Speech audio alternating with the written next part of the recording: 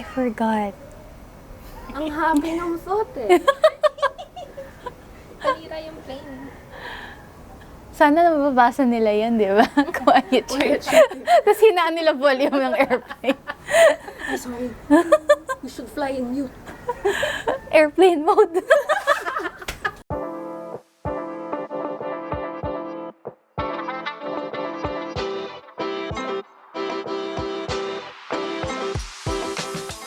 My name's Hope. I co-own Homies Coffee.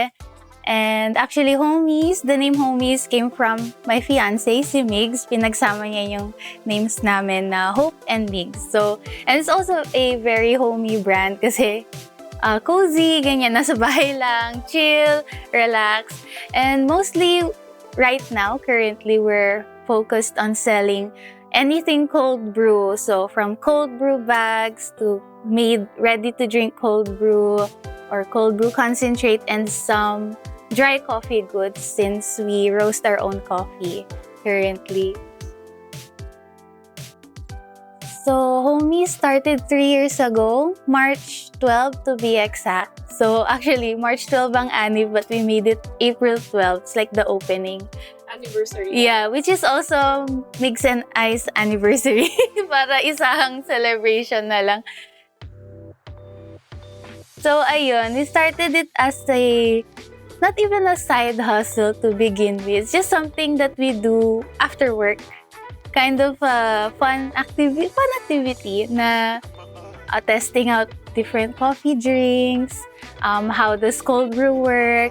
Do we even need an espresso machine to start and stuff like that. So, it's more of like displaying with the idea of making coffee at home and paano ba makakatipid na gumawa ng kape. Kasi it's either 3-in-1 or you have to buy from a coffee shop. So, we figured, baka pwede naman sa bahay na lang gawin lahat. We'll just buy the ingredients. True enough naman, laki ng tipid namin. Sorry. True enough naman, malaki yung natitipid. And this is also something we want everyone to experience na you don't have to go outside to buy overpriced coffee. Although I understand their pricing kasi throughout the years, we learned how pricing works. But also, we want to teach people that making coffee can be affordable. You don't even need a coffee machine to make really good coffee. And how would you describe your professional growth the past year? I would describe it as something with a lot of learnings. So from last year, October, I made the decision to invest in my coffee learning journey. So I invested in a mentor who's actually a coffee business owner as well. And she has this small cafe business academy. That's what she calls it. So I enrolled and it's a decent amount of money but nakapag ROI din this year. So it's really good and she's really helpful. She actually had a boot camp on coffee, so I attended her class and I learned a lot then. So it made me realize the first 2 years were almost nothing, even if I just learned it from the internet. So it was really helpful to invest in a mentor, especially a coffee business mentor. So, ayun, I really felt na nag-level up yung past 12 months compared sa past 3 years ng Homies Coffee. What prompted you to want to get a mentor or to invest in learning someone? After 2 years of the business, what made this different? It actually started when I was still working at our previous employer, and at the time, my job was to attend bazaars. So that was Christmas 2022. And when I was seeing these bazaar merchants, I said to myself, next year ako din, magbabazar na din. But, at the time, I had no idea, paano ba mag-start? What do they do? Who do they talk to? And stuff like that. So it's like, it was kind of a wake-up call na I'm being too comfortable with what Homies was at the time, even if I knew that there were supporters, my family was supporting me. And so after that, like the next year, it was also October. Was it? Yeah. October, there was this bazaar in our community here in the neighborhood.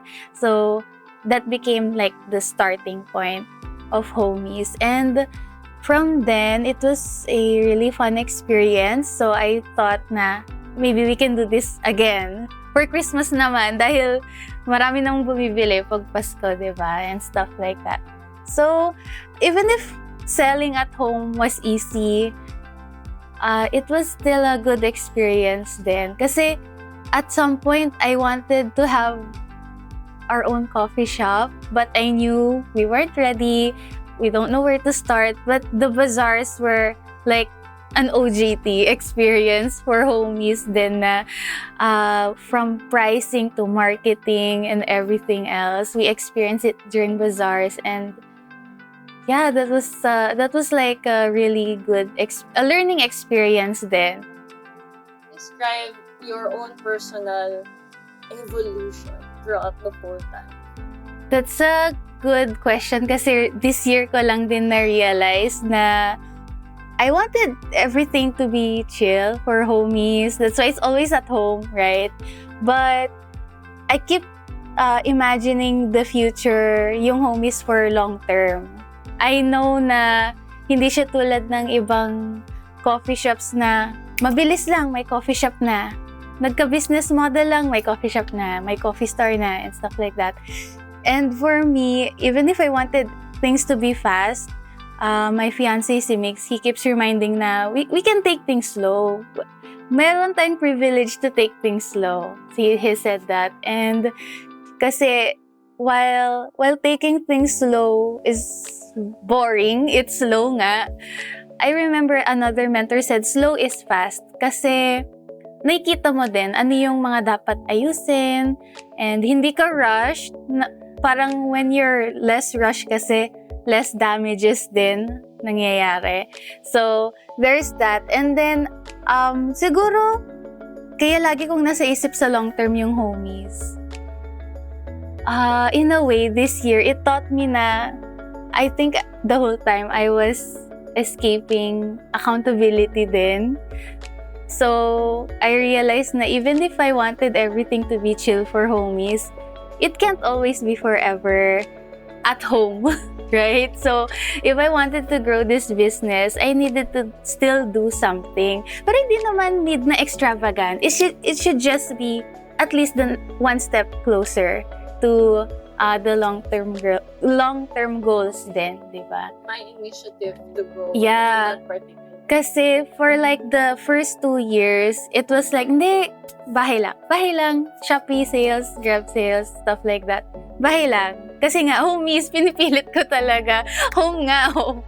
Pero, I almost missed the point ng Homies.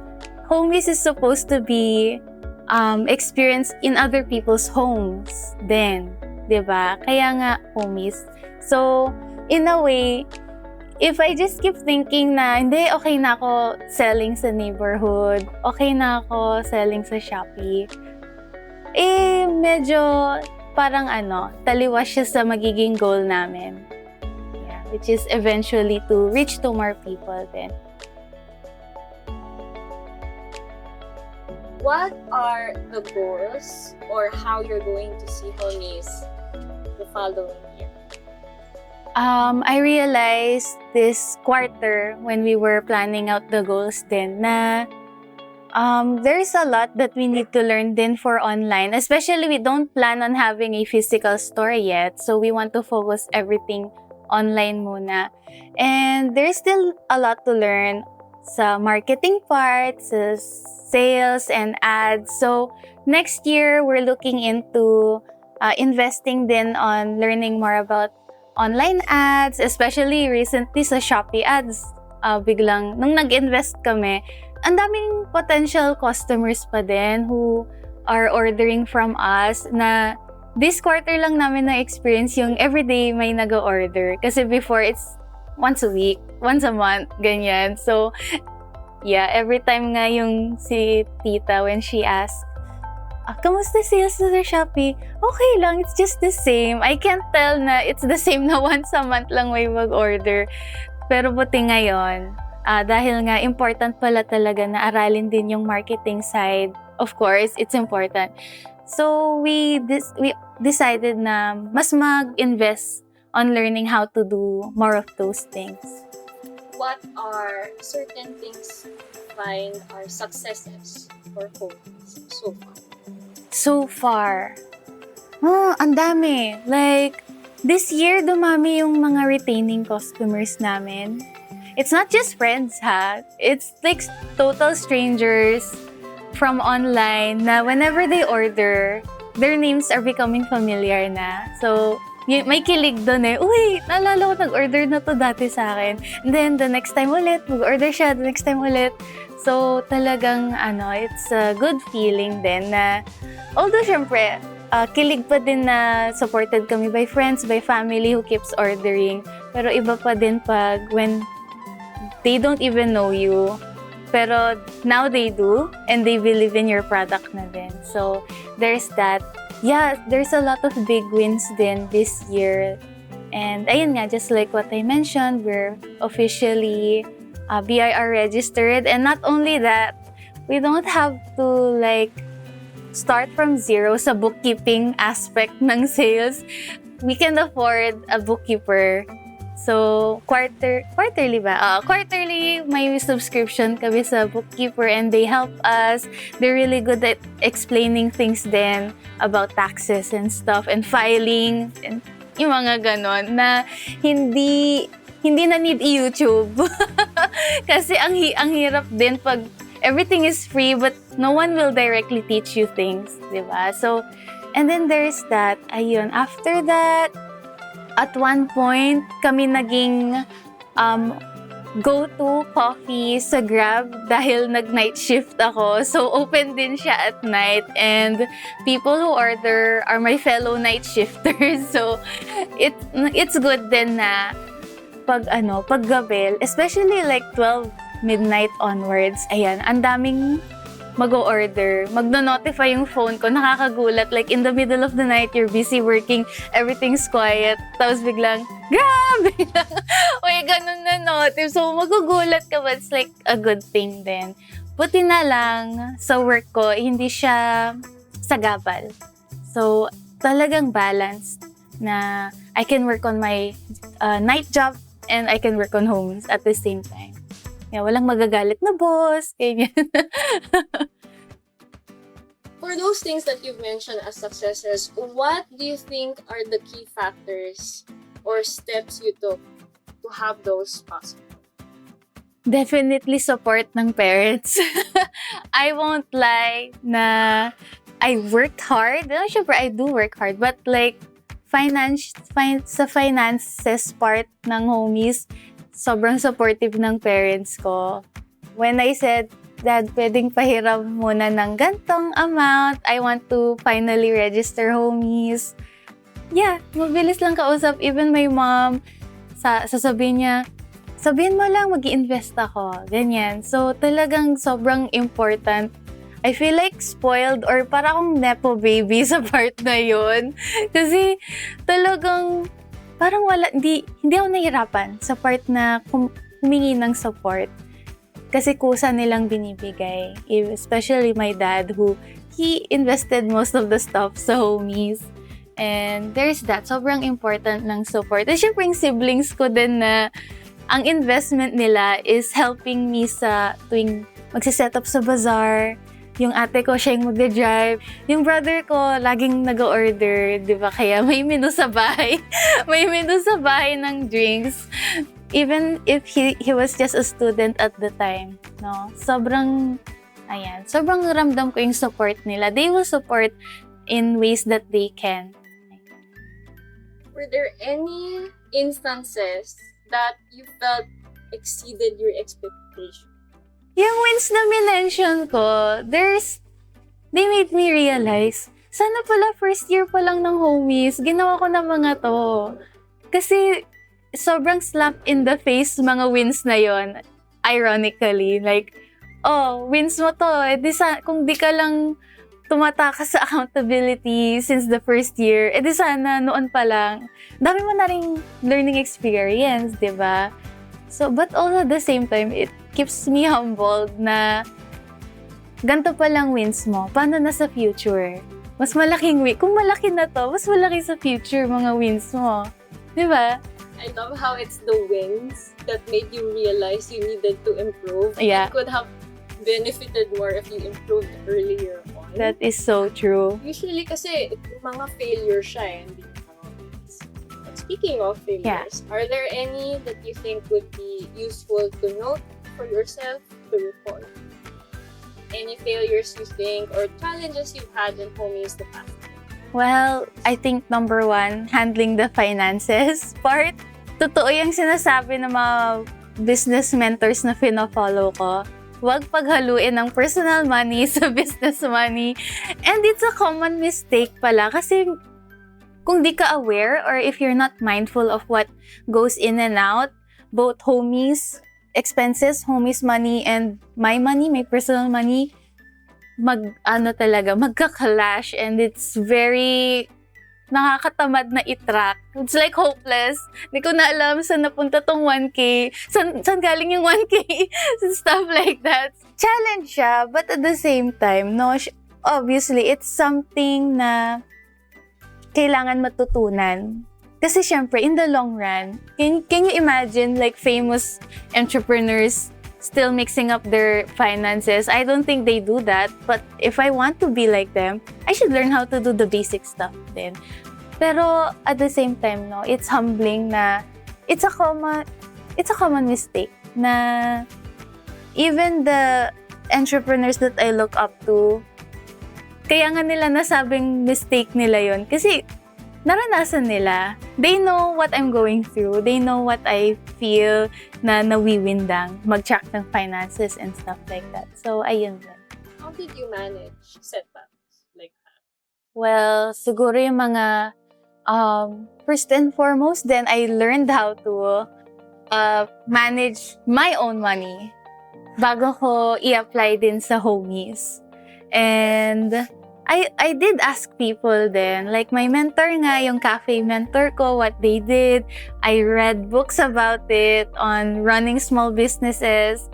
And dahil nga, sa world of social media, I curated my feed, my Instagram, my TikTok to more of business-related stuff na regarding finances.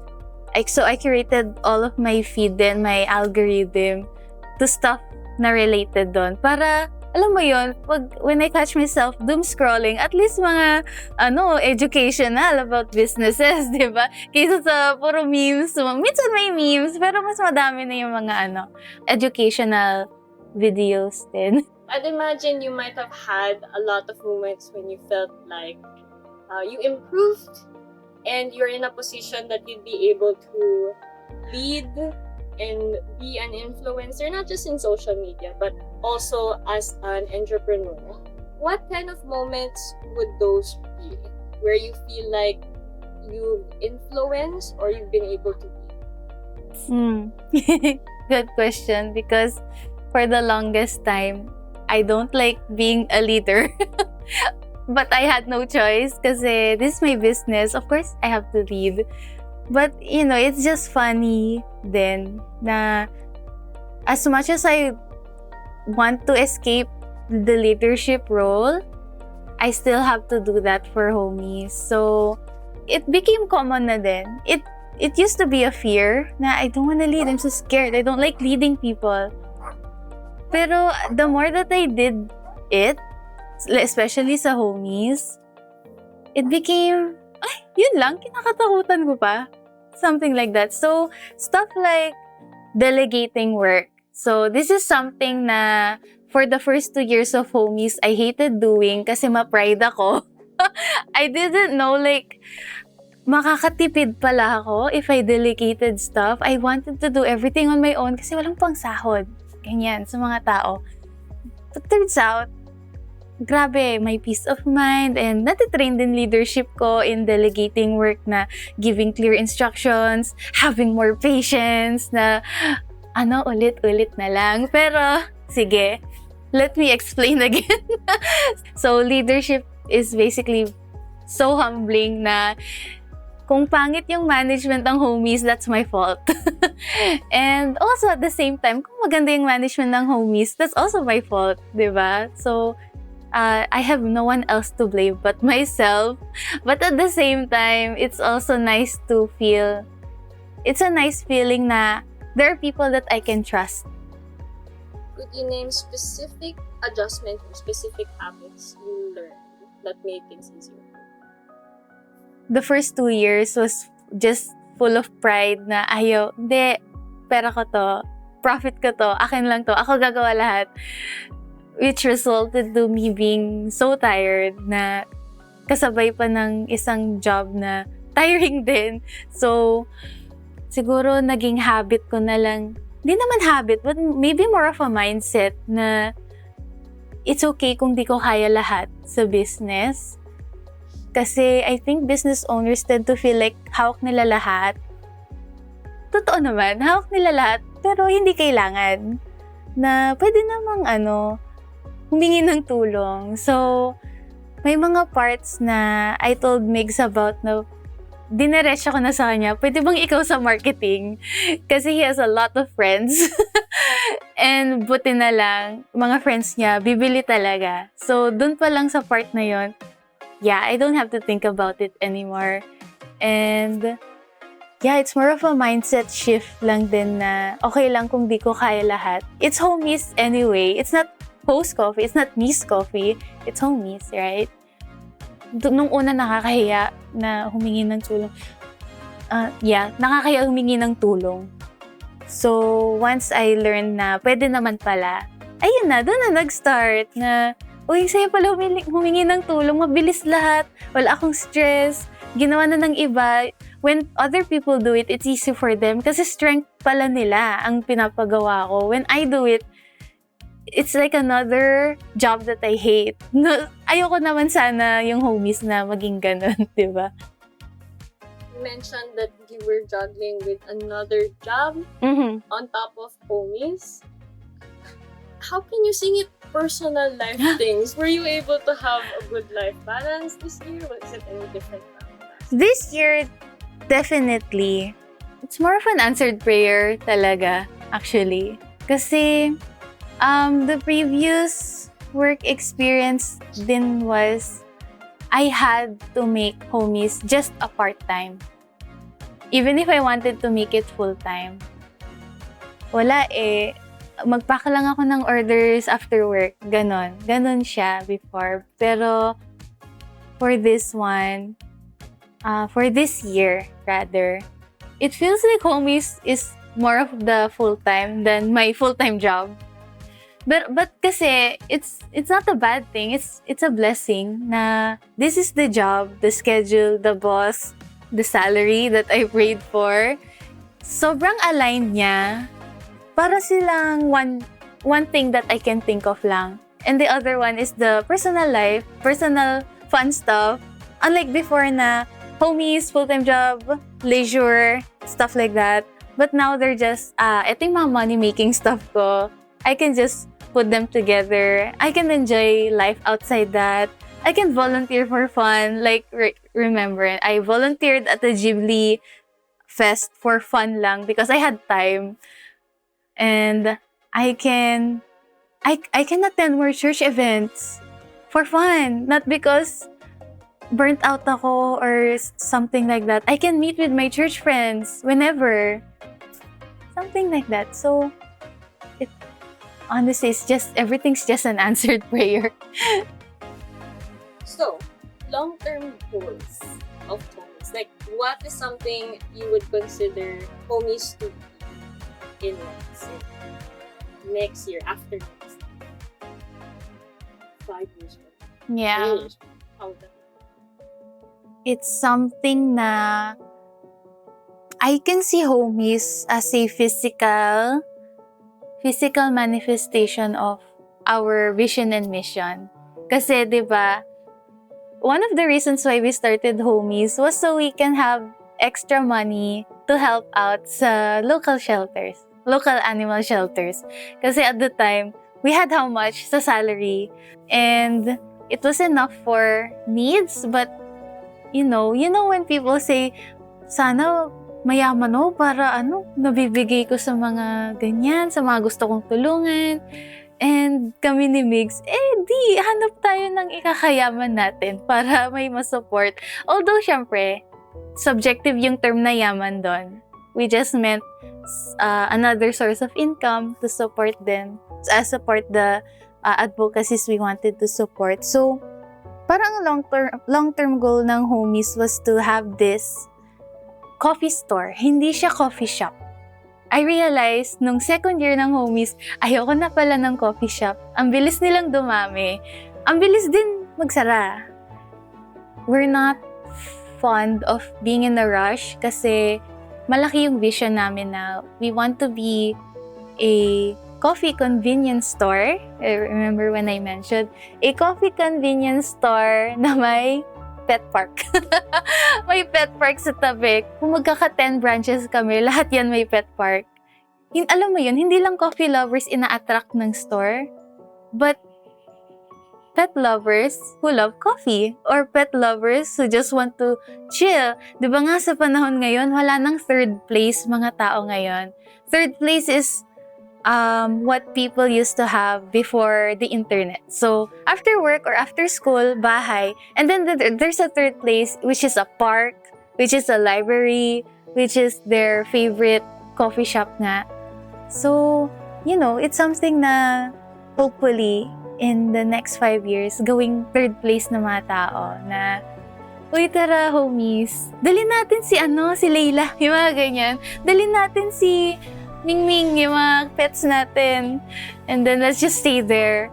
Yeah, so, there's that.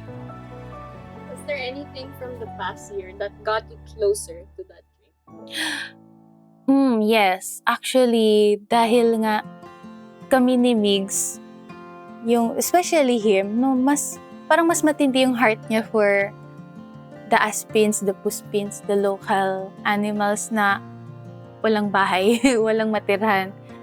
We used to want a coffee shop na dog park. Pero kasi parang, parang ayaw na natin ng coffee shop eh. Pero yung pet park, pwede pa. Lalo na, di ba, yung mga malls ngayon, pwede na lahat ng pets. So parang mas nagiging inclusive din yung community, yung society on sa pets, lalo na mga aspin lovers. Grabe, sobrang aggressive niyan. And so, ever since we thought na ang gandang community ng pet lovers, lalo na mga aspin, puspin lovers. Tapos, at the same time, advocate din siya. And it's good na dumadami din yung taong nakaka-appreciate ng local animals ng Pinas. Kasi it used to be bantay lang sa labas eh. Pero recently, lalo na may nakikita ko online, katabi na nila matulog.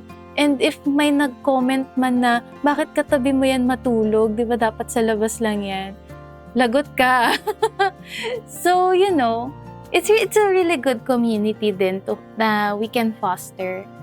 Yung coffee itself, it can already, gather a really good community. What more if coffee lover na, pet lover pa, aspin lover pa, laking community nun.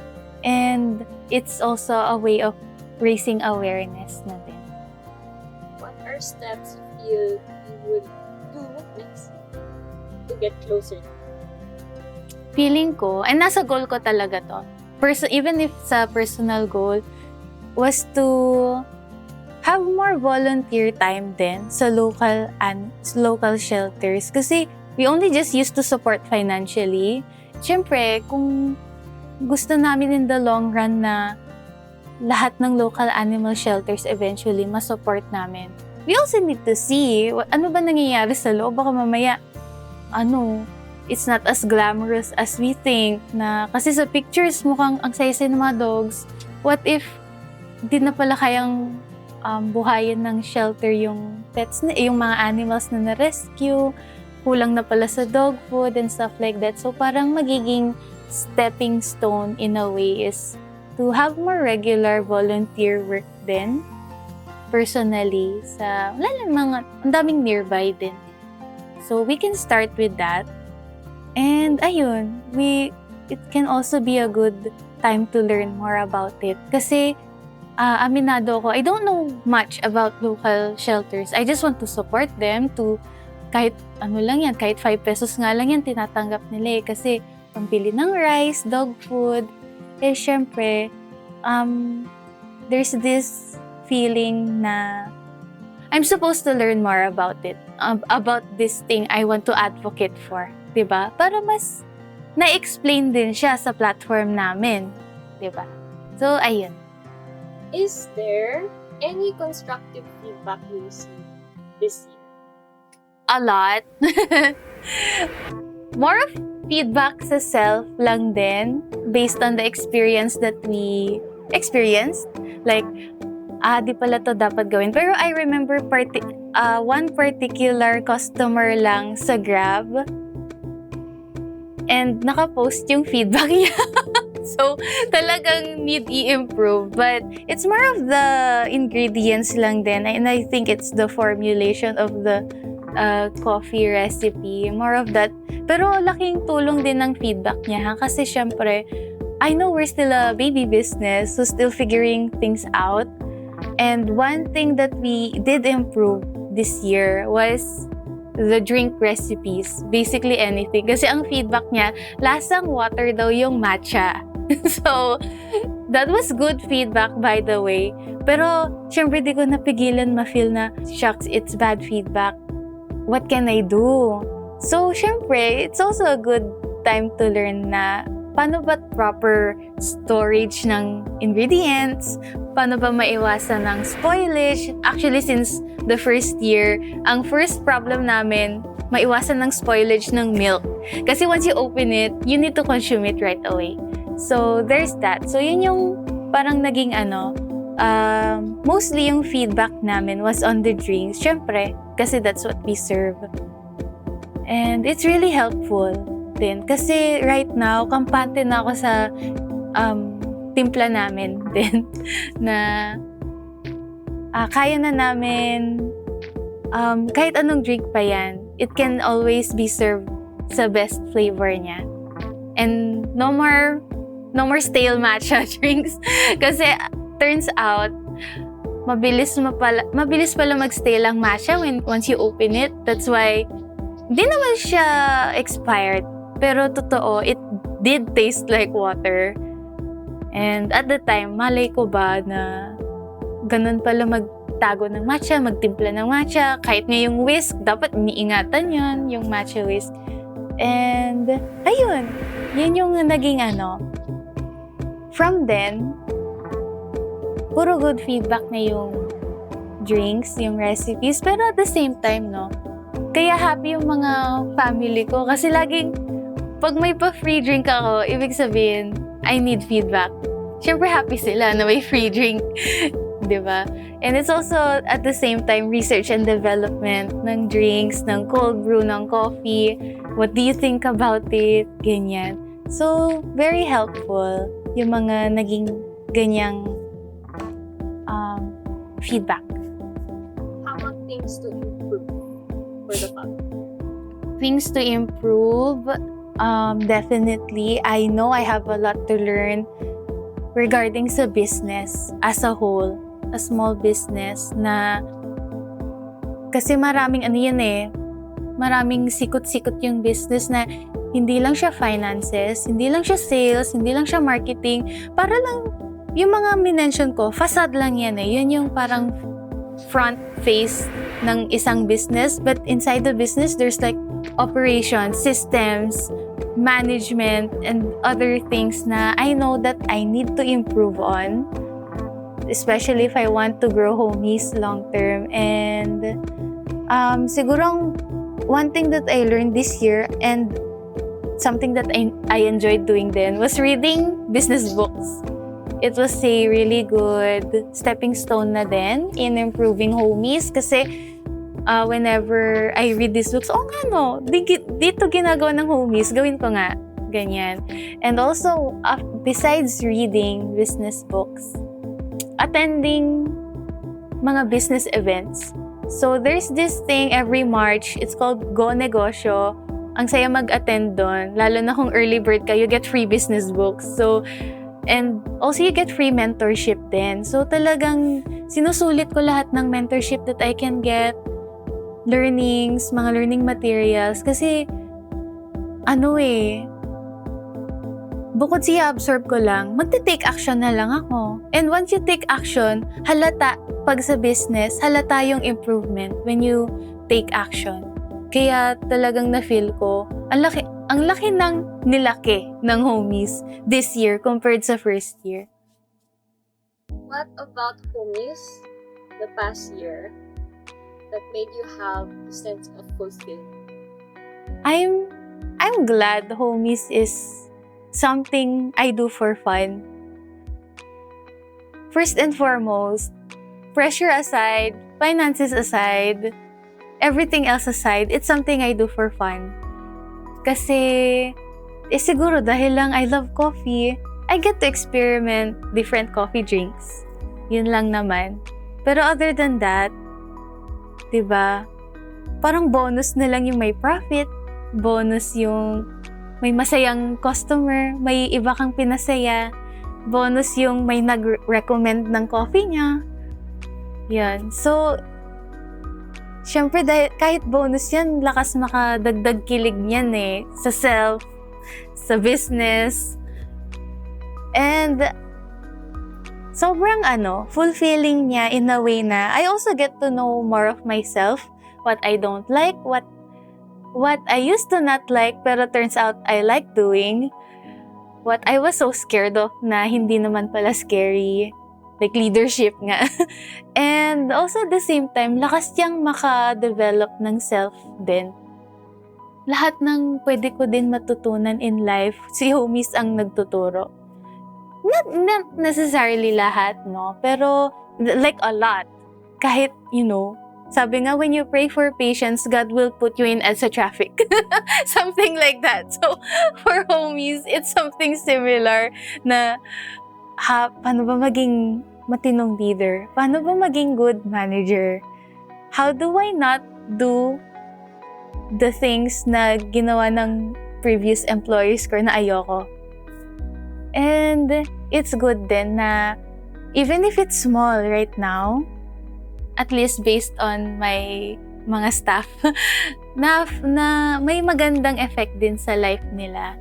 Like, grabe yung kilig ko when yung VA ko or / social media manager, thankful siya sa homies na yung homies nag-a-adjust sa life schedule niya kasi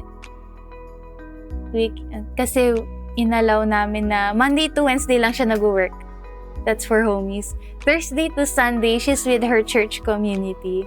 And that's something na gusto ko din in the future na hindi lang siya ang makaranas ng ganon. 'Di ba nga? Kasi pag sinabing work-life balance, parang mas lamang pa din yung work parang for homies, gusto ko na life ang mas lamang. Work will support your life financially. So, dapat enjoyin mo pa din yung life mo. Or life outside work nga, 'di ba? It's really more of a personal growth journey yung homies than a business growth journey itself. Happy last. What is something you'd want to say to your future? I hope 1 year from now. Right now, sobrang okay ng homies, but I feel like you can do better. And if you're watching this right now, I feel like homies is really doing better than this year. I trust that you made it better. If ever stressed ka ulit sa homies, it's fine. I just want to remind you na get all the help that you need. Kasi wala talagang we don't believe in self-made millionaires. Yung mga self-made millionaires na yan, ang dami nilang mentors. Huwag kayo maniwala dyan. Marami silang mentors na nagturo how to be good at what they're doing now. So, be be humble, wag maging ma-pride, delegate stuff pa din. It's more of like a recurring lesson naman eh. And I hope you're in a better place because this is already a good place. I hope you're in a better place. Ayun.